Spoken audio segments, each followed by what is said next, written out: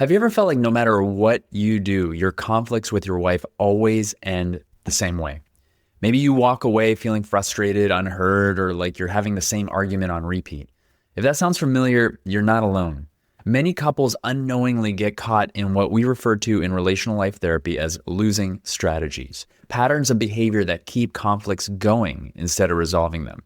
These strategies might feel like the right thing to do in the moment, but they actually push your wife further away, create resentment, and make real communication impossible. But here's the good news. Once you recognize these patterns, you can start working on changing them. And when you do, everything in your marriage can begin to shift.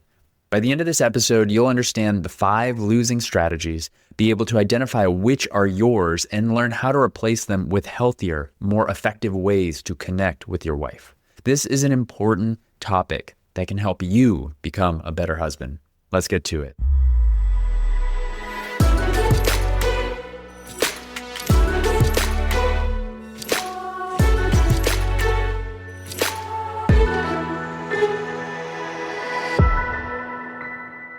Welcome to Better Husband, the podcast that helps you answer the question, how can I be a better husband?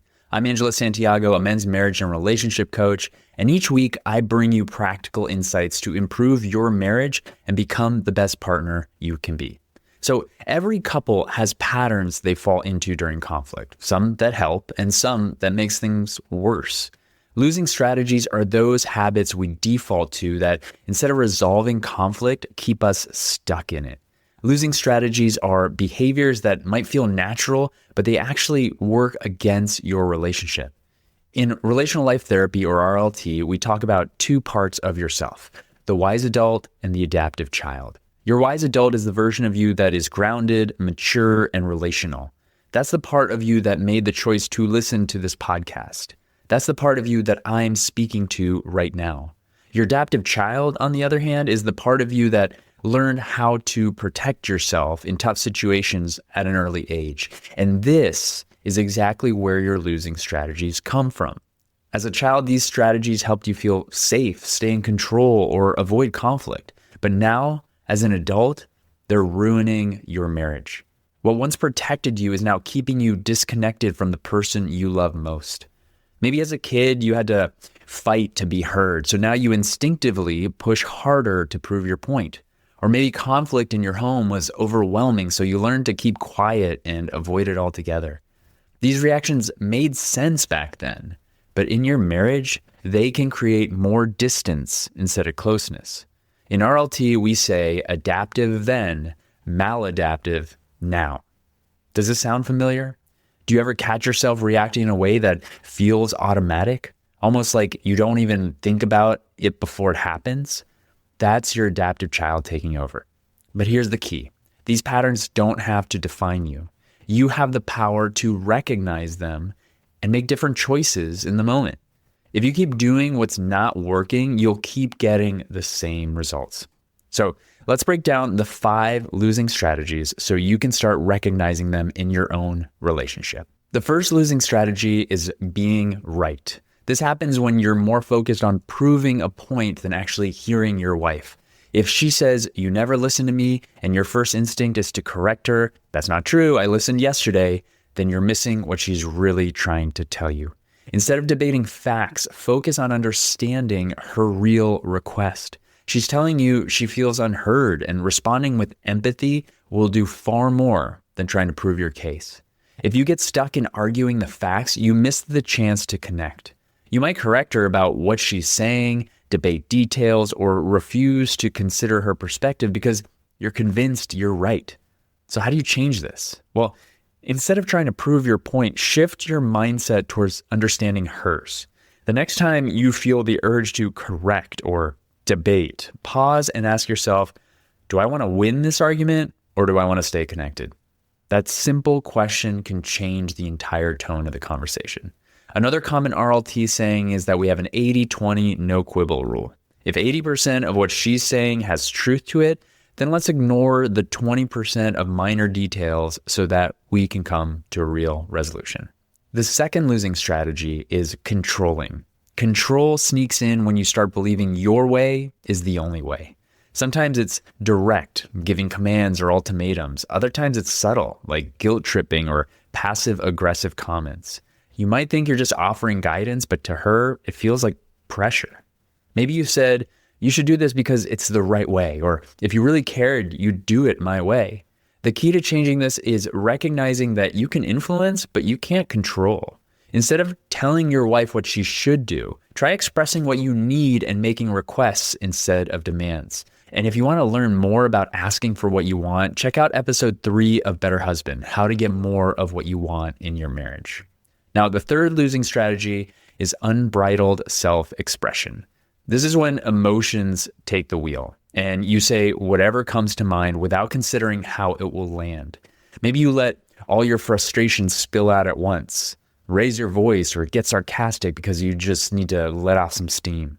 It might feel like you're just being honest, but if it's coming out raw and unfiltered, it can do more harm than good. Venting anger, frustration, or resentment without any filter might feel good, but it damages trust. And a lot of people use the concept of, I'm just expressing my truth as a shield to say whatever they want. But when you do that, you are being anti-relational. There is a way to express your emotions and your frustrations, but if you want to do it successfully in your marriage, it can't look like unbridled self-expression. Again, before you say something in the heat of the moment, pause and ask, is this going to help us or just make things worse? You can share how you feel, but the way you say it matters just as much as what you say. Now, the fourth losing strategy is retaliation. Retaliation is when you respond to hurt with hurt. It's that instinct to punish your wife in some way, whether it's through passive-aggressive comments, sarcasm, or withholding affection. I want you to think about this. Have you ever given your wife the silent treatment after an argument, waiting for her to feel bad enough to come back to you?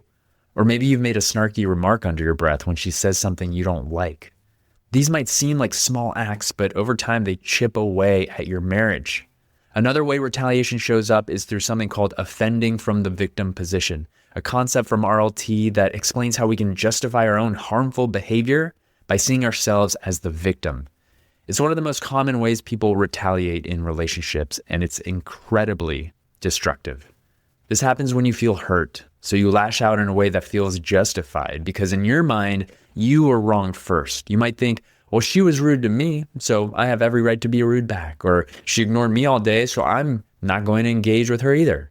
The problem is, while it might feel justified, it keeps the cycle of disconnection going. Instead of resolving the issue, both of you stay stuck in a battle of who was hurt worse. Retaliation, especially when disguised as self-defense, never leads to connection.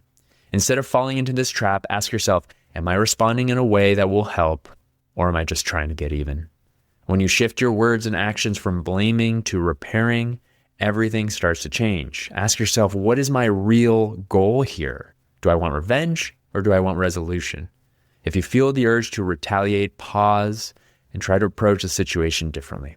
Instead of punishing her, lean into the relationship. Say something like, I'm upset right now, but I don't want to make things worse. Can we talk about this? And finally, the last losing strategy, number 5, is withdrawal. Withdrawal happens when instead of engaging in the conversation, you shut down emotionally or physically. Maybe you walk away in the middle of a discussion or give one-word answers or act like everything is fine while simmering with the resentment inside. It's that moment when you decide, I'm done, and pull away instead of working through the issues. Let me be clear. You can be in the same room right next to your wife and she's talking to you, but mentally and emotionally, you are somewhere else. Maybe your wife is trying to address something important, and instead of staying engaged, you check out, scrolling on your phone, nodding along without really listening or avoiding eye contact. Withdrawal will always make things worse. You might think you're preventing an argument, but to your wife, it feels like rejection. She sees your silence as disinterest, like you don't care enough to work things out. And over time, that can be just as damaging as open conflict. So how do you shift this one? Well, the first step is recognizing when you're shutting down and pausing before you completely disconnect. If you truly need space to cool off, communicate that instead of disappearing. Taking a time out, as described in my Better Husband Toolkit, is a great way to do this. If you want to learn more about the process, go to betterhusbandtoolkit.com and download yours today. What I want you to know right now is that instead of saying nothing and walking away, say, I'm feeling overwhelmed right now. I need a few minutes to gather my thoughts, but I want to come back to this. Taking a break is fine. Abandoning the conversation is not. Withdrawal might feel like the safest option in the moment, but if you want a strong, connected marriage, you have to learn how to stay engaged, even when it's hard. Now that you understand the 5 losing strategies, being right, controlling, unbridled self-expression, retaliation, and withdrawal, I want you to ask yourself, which ones are my go-to? Maybe you have a process of trying to be right and then withdrawal and then retaliation, or maybe you just do one of them. Recognizing these losing strategies is the first step, but the real work is in breaking free from them. So how do you do that? First, you need to slow down. When you feel yourself getting defensive or shutting down, pause. Take a breath and ask, what's actually happening here? What am I feeling right now? Which part of me is taking over in this moment? Is it my wise adult who can handle a tough conversation with my wife with openness and love? Or my adaptive child who wants this to end? That brief moment helps you regain composure over your reaction and choose a different response. Next, you have to shift your focus. Instead of trying to prove your point or shutting down, look at the bigger picture. Ask yourself, is what I'm about to say going to help or hurt the situation? Let's look at an example. Imagine your wife says, you never help around the house. If your usual response is, that's not true, I took the trash out yesterday, you're using the losing strategy of being right. If you respond with, if you just did things my way, we wouldn't have this problem. I laid out a whole schedule of how we should do it. That's controlling, which is another form of trying to dictate how she should behave. If you say, oh, great, now I'm the worst husband ever because I forgot to do the dishes once, that's unbridled self-expression. If your reaction is, oh, so I'm the only problem in this marriage, what about the mess you leave in the living room? That's retaliation. If you roll your eyes, stay silent, or walk out of the room, that's withdrawal. The better way to handle this situation would be to take a breath, acknowledge what your wife is saying, and then lean in to understand. Instead of reacting defensively or shutting down, pause and say, I hear you. It sounds like you're feeling overwhelmed with everything that needs to be done. Can we talk about what would make this feel more balanced for both of us? This shift moves the conversation away from blame into a space of connection and collaboration. Small changes like this can make a massive difference in how conflict unfold and the happiness and connection in your marriage. I want to say one more important thing before we close. Real quick, before we get back to the show, if you're like me and you're a busy husband with a lot on your plate, sometimes you hear something on this podcast, an idea or a specific practice or a suggestion, and you have every intention of doing the thing that you just heard. But life gets busy and sometimes you forget. Well, that's why I created the Better Husband Toolkit. This is a short, concise, downloadable cheat sheet with 3 of the most important relational skills I believe every husband should know and have in their tool belt in order to improve their marriage. If you're asking yourself, how can I be a better husband today? Go to betterhusbandtoolkit.com and download the short document. And if you have any questions, you can email me. I'd be happy to offer you some more support. Again, go to betterhusbandtoolkit.com or click the link in the show notes and get your toolkit today. Now back to the show. The adaptive child part of you has spent years trying to protect you, reacting in ways that once helped you navigate difficult situations. But what once kept you safe is now keeping you stuck. It takes time and effort to retrain that part of yourself, to let it know that while you appreciate its attempt to protect you, it's actually doing more harm than good in your marriage. Now is the time to bring your wise adult into the relationship. And remember, this is the part of you that can handle conflict with clarity, that can pause before reacting, and that can choose connection over old defensive habits. This is the work I do with my clients, and the results are extraordinary. And while it's possible to do this work on your own, having support through the process can make all the difference. If you want to talk about how I can help you in your specific situation, go to angelosantiago.com to book a free call with me or click the links in the show notes. This is what I do, and this is what helps create stronger marriages. At the end of the day, We all fall into these losing strategies from time to time. They're habits that have been with us for years, maybe even decades. But recognizing them is the first step towards change. Not using these strategies doesn't mean you're backing down. It means you care more about your marriage than about winning an argument. What would your marriage look like if instead of arguing to win, you focus on understanding? Instead of shutting down, you stayed curious. This can completely change the way you and your wife communicate, bringing more connection and trust into your marriage. The goal isn't perfection, it's progress. You don't have to get this perfect overnight. And so we've covered a lot today, and if there's one thing to take away, it's this. The way you handle conflict determines the strength of your relationship.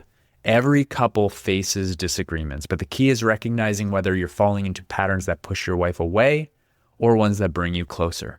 The 5 losing strategies, being right, controlling, unbridled self-expression, retaliation, and withdrawal, are common traps that keep couples stuck. If you've recognized yourself in any of these, that's actually a good thing. Awareness is the first step to change. No one gets this perfect, but every time you catch yourself and make a different choice, you're building a stronger, more connected marriage. So here's my challenge for you this week. Pay attention to which losing strategy shows up the most in your relationship. When you catch yourself in the moment, pause, take a breath, and ask yourself, what can I do differently now? And if you want to dive deeper into building a better marriage and you're committed to this process, be sure to tune into the next episode where we'll talk about the 5 winning strategies, the actions that create real connection and lasting intimacy in your marriage. Thanks for joining me on Better Husband. I'm Angelo Santiago, and I'll see you on the next one. Thank you so much for listening. Before you go, I have a quick request. If you've ever gotten any value from the show and you want the show to continue to grow, to access bigger and more knowledgeable guests, and to keep providing you with more ways that you can be a better husband in your marriage, simply leave a rating and a review if you're listening on Apple or Spotify. It only takes a few seconds, and those reviews go a long way in attracting more experts and bigger guests to the show. So if you're feeling up to it, as a favor to me, I'd love to see a rating and a review from you. Thank you so much for being a listener and all your support.